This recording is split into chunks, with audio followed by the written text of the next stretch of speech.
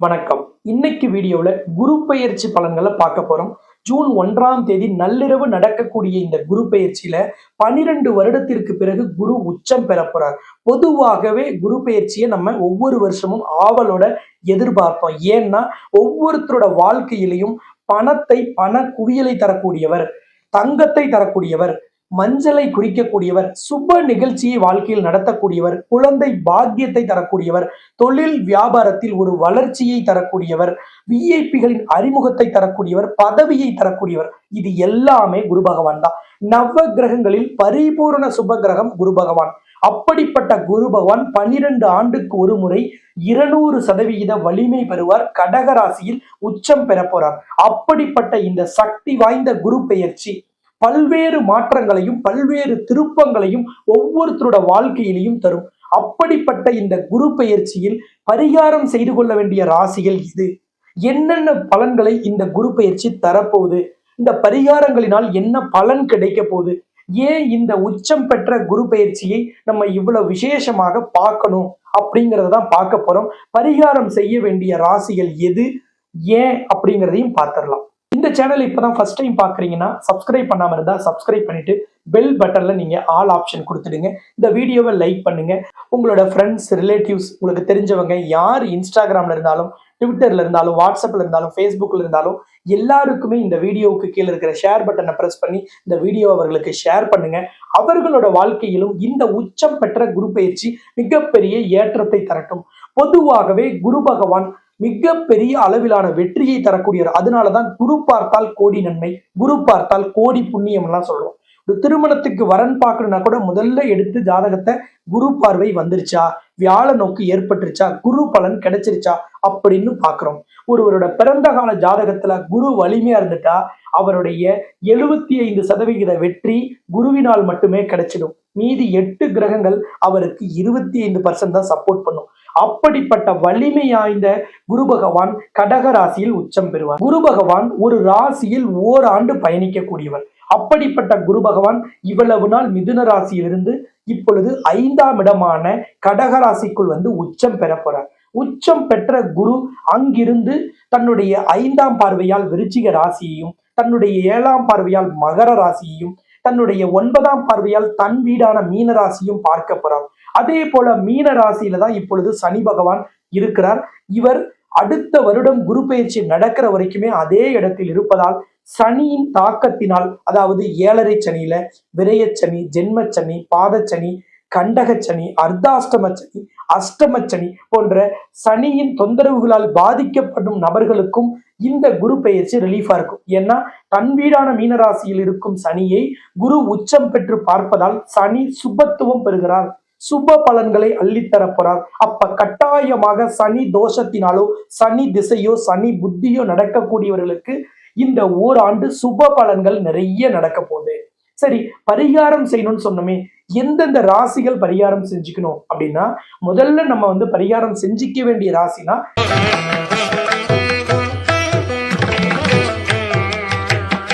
ரிஷப ராசி. காரணம், 3ஆம் இடமான மறைவு ஸ்தானத்தில் குரு உச்சம் பெற்று அமர்கிறார்.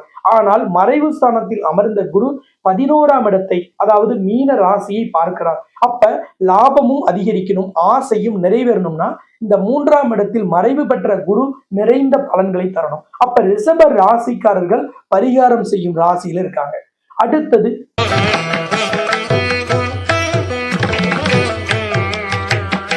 கடக ராசிக்காரர்களும் பரிகாரம் செய்யும் ராசிகள். ஏன்னா உங்களோட ராசிக்குள்ளதான் குரு அமர்கிறார். பொதுவாக ஜென்ம குரு சில டென்ஷனையும், டிப்ரெஷனையும், அழுத்தத்தையும் தரும். ஒரு மன வேதனையையும், ஒரு ஏதோ இனம் புரியாத ஒரு பயத்தை தருவார். அதனால கடக ராசிக்காரர்களும் இந்த காலகட்டத்தில் பரிகாரம் செய்து கொள்வது நல்லது. மூன்றாவது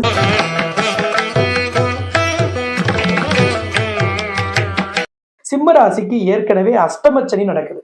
இப்ப குரு 12ஆம் இடமான விரயஸ்தானத்துல வந்து அமர்ந்து அஷ்டமச்சனி நடத்தக்கூடிய அந்த 8ஆம் இடத்தை பார்க்கிறார். அப்ப கட்டாயமாக சிம்ம ராசிக்காரர்களுக்கு இந்த அஷ்டமச்சனியின் தாக்கம் நீங்குவதற்கும், இந்த குரு பயிற்சியில் நிறைய யோக பலன்களும் அதிர்ஷ்ட பலன்களும் தடைகள் நீங்குவதற்கும் சிம்ம ராசிக்காரர்களும் இந்த பரிகாரம் செய்து கொள்வது விசேஷம். அடுத்தது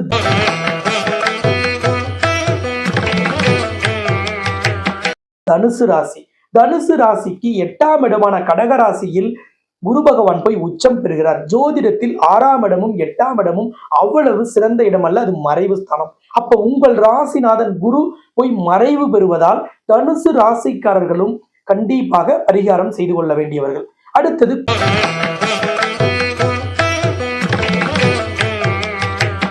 கும்பராசி. கும்பராசிக்கு 6ஆம் இடமான கடகராசியில் குரு உச்சம் பெறுகிறார். 6ல் குரு ஊரில் பகைன்னு சொல்லுவோம். அப்ப நாம் செய்யும் முயற்சிகளுக்கு பலன் கிடைக்கலினாலும் பரவாயில்ல, அதன் வழியாக தேவையில்லாத வம்பு வழக்குகள், வேதனை, அவமானம் ஏற்படுவதற்கு வாய்ப்பு இருக்கு. நம் சொன்ன சொல்லை காப்பாற்ற முடியாத நிலை ஏற்படலாம். நம்ம தேவையில்லாம யாரையும் எப்பவும் விமர்சிக்க மாட்டோம். ஆனா நம்ம சொன்ன ஒரு விஷயத்த நம்ம ஏதோ பெருசா விமர்சிச்ச மாதிரி திருச்சி போய் 4 பேர்கிட்ட சொல்லி நமக்கு ஒரு பகையை, ஒரு வெறுப்பை ஏற்படுத்தக்கூடிய செயல்களில் இடையில இருக்கக்கூடிய நபர்கள் ஈடுபடுவார்கள். இதையெல்லாம் தடுப்பதற்கு கும்ப ராசிக்காரர்களும் இந்த குரு பெயர்ச்சி அதுவும் இந்த குரு உச்சம் பெறும் ஜூன் 2ஆம் தேதி பரிகாரம் செய்து கொள்வது விசேஷம். அடுத்தது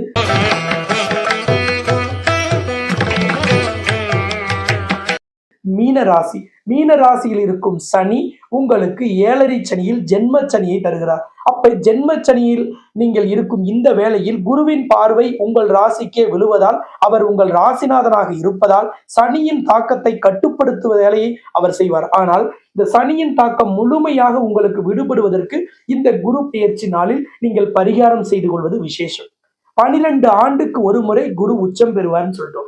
அதனாலதான் இந்த குரு பெயர்ச்சியை மகா குரு பெயர்ச்சின்னு சொல்லுவாங்க. அப்படிப்பட்ட இந்த மகா குரு பெயர்ச்சியில 12 ஆண்டுக்கு ஒரு முறை நடைபெறக்கூடிய மகா குரு பெயர்ச்சி யாகம் நடைபெற இருக்கிறது. எங்கே நடைபெறுது? குரு என்பவர் பணத்தையும் தங்கத்தையும் குறிக்கக்கூடியவர். இதை நேரடியாக ஒருவருக்கு தரக்கூடியவர் யாரு? மகாலட்சுமி. ஏன்னா லக்ஷ்மியிடம்தான் அஷ்ட ஐஸ்வர்யங்களும் 16 செல்வங்களும் இருக்கு. அப்படிப்பட்ட மகாலட்சுமியின் ஆலயத்தில் இந்த மகா குரு பெயர்ச்சி யாகம் நடைபெறுவது விசேஷம். 12 ஆண்டுக்கு ஒருமுறை நடைபெறும் இந்த மகா குரு பெயர்ச்சி யாகத்தில் கலந்து கொள்ளும் பொழுது உங்களுக்கு கட்டாயமாக குருவினால் கிடைக்கக்கூடிய பலன்கள் தங்கு தடையில்லாமல் கிடைக்கும்.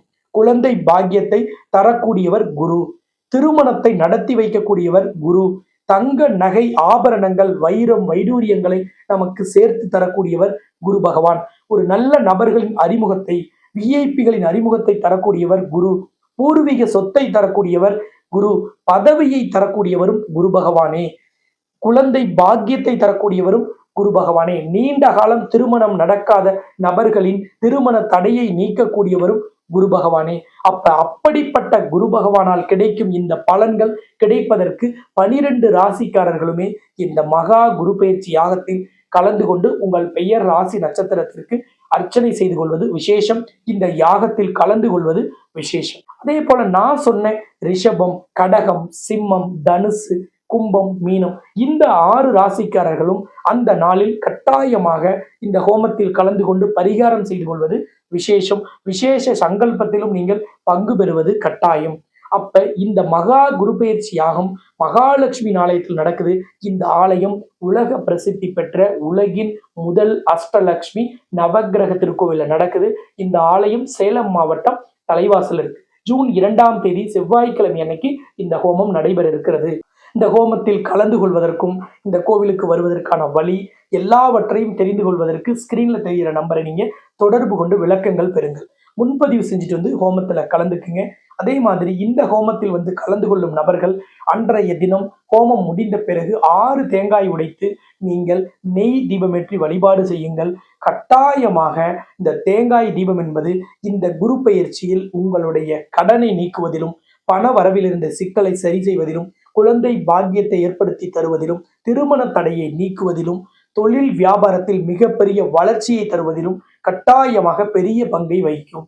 குரு பகவான் நிச்சயமாக இந்த உச்சம் பெறும் காலம் இன்னும் 12 ஆண்டுக்கு பிறகுதான் வரும். அப்படிப்பட்ட இந்த குரு உச்சம் பெற்ற ஜூன் 2ஆம் தேதி நடைபெறும் இந்த மகா குரு பெயர்ச்சியாகத்தில் கலந்து கொண்டு உங்களோட வாழ்க்கையை சீரும் சிறப்புமாக அமைத்துக் கொள்ளுங்கள். உங்களோட அனைத்து விதமான ஆசைகளும், எண்ணங்களும், முயற்சிகளும், திட்டங்களும் நிறைவேறட்டும். உங்கள் கனவுகள் மெய்ப்படட்டும். வீடு வாங்குற யோகமாக இருக்கலாம், வண்டி வாகன சேர்க்கையாக இருக்கலாம். நீங்கள் விரும்பிய எல்லாமே ஈடேற வேண்டும் என்று குரு பகவானையும் மகாலட்சுமியும் பிரார்த்தனை செய்து இந்த ஜூன் 2ஆம் தேதி இந்த மகா குரு பெயர்ச்சி யாகத்தை தொடங்கி வைப்பதற்காகவும் தேங்காய் தீபம் போட்டு விசேஷ வழிபாடு செய்வதற்காகவும் நானும் இந்த உலகின் முதல் அஷ்டலட்சுமி நவக்கிரக திருக்கோவிலுக்கு நேரில் வருகை தருகிறேன். நம்ம எல்லோருமே அன்றைய தினம் ஆலயத்தில் சந்திக்கலாம். உங்களுக்காகவும் நான் விசேஷ பிரார்த்தனையில் ஈடுபட இருக்கிறேன்.